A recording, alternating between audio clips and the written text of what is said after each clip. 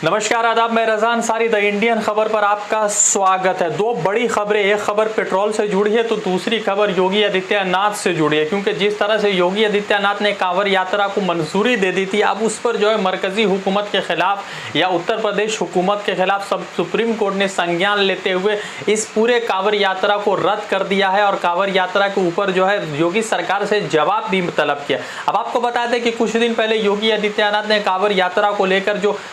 हरिद्वार में होता है उस यात्रा को लेकर जो है उत्तर प्रदेश में मंजूरी देती है, तो उत्तर प्रदेश में मंजूरी देने के साथ साथ ये भी कहा था कि कांवड़ यात्रा होंगी और इस साल जो है मनाया जाएगा। अब आपको बताते हैं कि कुंभ में जिस तरह से कुंभ की मंजूरी दे दी गई थी और कुंभ में मंजूरी के बाद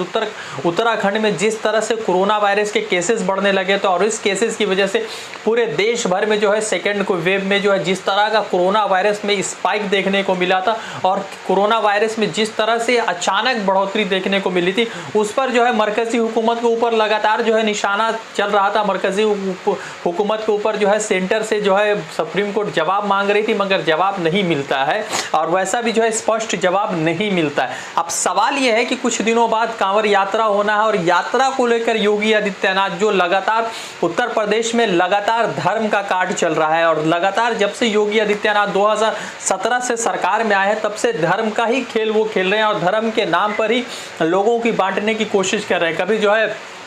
वाराणसी का नाम बदला जाता है, कभी मुगल सराय का नाम बदला जाता है, कभी प्रयाग, कभी इलाहाबाद का नाम बदलकर प्रयागराज रख दिया जाता है। तो सवाल ये उठता है कि कांवड़ यात्रा के ऊपर चीफ जस्टिस ऑफ इंडिया ने, सुप्रीम कोर्ट ने एक बड़ा संज्ञान लेते हुए कहा है कि किसी भी तरीके से जो है कांवड़ यात्रा सेलिब्रेट नहीं किया जाएगा, यानी कांवड़ यात्रा के लिए जो है पब्लिक गैदरिंग की मंजूरी नहीं दी जाएगी, पब्लिक गैदरिंग नहीं होगा। मगर ये जरूर कहा है कि मरकजी हुकूमत से भी कहा है और उत्तर प्रदेश गवर्नमेंट से भी कहा है कि आप लोगों की जिम्मेदारी है कि आप हरिद्वार से गंगा का पानी लाइए, गंगा जी का पानी लाइए और लोगों के लिए जो उसको अवेलेबल कराइए, ताकि लोग वर्चुअल तरीके से या देश के अलग अलग हिस्से में या उत्तर प्रदेश के अलग अलग हिस्से में अच्छे से जो है कांवड़ यात्रा या गंगा जल को लेकर जिस तरह से उनकी श्रद्धा है उनका वो सेलिब्रेट कर सके, वो अपने धर्म को जो है आज़ादी के तौर पर जो है मना सके, अपने धर्म को अच्छे से मना सके, ये कहा। दूसरी तरफ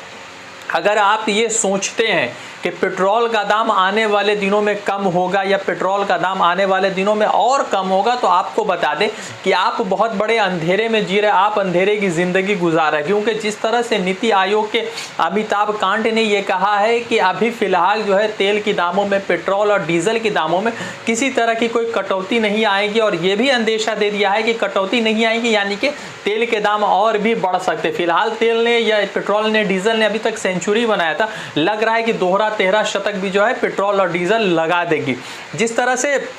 मरकजी हुकूमत के ऊपर लगातार सवाल उठ रहे हैं, पूरे देश भर में प्रोटेस्ट हो रहा है, हर तबके के लोग, चाहे हिंदू मुस्लिम सभी धर्म के लोग, युवा, बड़े लोग, बुजुर्ग लोग, सभी लोग प्रोटेस्ट अपना दर्ज करवा रहे हैं। तो उसी के बीच जो है अमिताभ कांत का एक इंटरव्यू एनडीटीवी में पब्लिश होता है जिसमें वो कहते हैं कि देश के पास जो है, देश की जो आर्थिक स्थिति है वो ख़राब बनी है और देश के पास पैसा नहीं है कि देश आगे की तरफ जाए, देश का जो इकोनॉमी पूरी तरीके से कोलैप्स हो चुका। अब सवाल ये उठता है कि एक तरफ तो देश का इकोनॉमी पूरी तरह से बर्बाद हो चुका है, कोलैप्स हो चुका है, तो दूसरी तरफ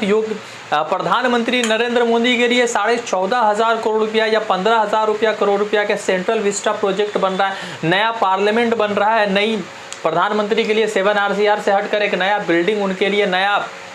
बंगला बनाया जा रहा है। अब सवाल सबसे ज़रूरी ये हो चुका है कि एक तरफ तो देश की इकोनॉमी खराब है, तो उसके ऊपर जो है भारतीय जनता पार्टी किसी तरह की कोई चिंतन नहीं कर रही है। पेट्रोल का दाम बढ़ाने के ऊपर लगातार प्रयास जा रहा है,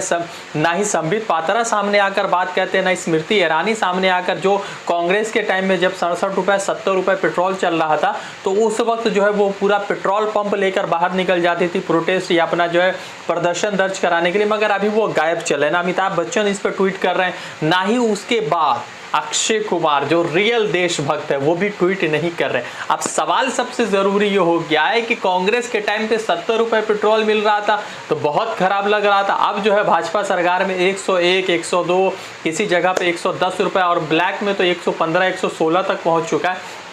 तो इस पर किसी तरह का किसी का संज्ञान नहीं है, किसी तरह की कोई बात नहीं। तो फिलहाल ये है कि आप भी जो है 1970 में दिलीप कुमार साहब तो हमें छोड़ के चले गए, मगर दिलीप कुमार के ज़माने में या देवानंद के ज़माने में आप जा सकते हैं। और बहुत जल्द ऐसा हो सकता है कि नई बैलगाड़ी या नए साइकिल आपको लेने पड़ जाए, क्योंकि आपके पास तो पैसे बचेंगे नहीं, तो आप गाड़ी में तेल कहाँ से डलाएंगे, और तेल डलवाने के बाद जो है गाड़ी तो चलेगी नहीं, तो गाड़ी को बेचकर आपको साइकिल लेने पड़ेगी। वैसे आपको बता दें कि बीइंग ह्यूमन साइकिल पर बहुत ज़्यादा डिस्काउंट चल रहा है। सलमान खान की कंपनी को भी बढ़ावा देना बहुत ज़रूरी है।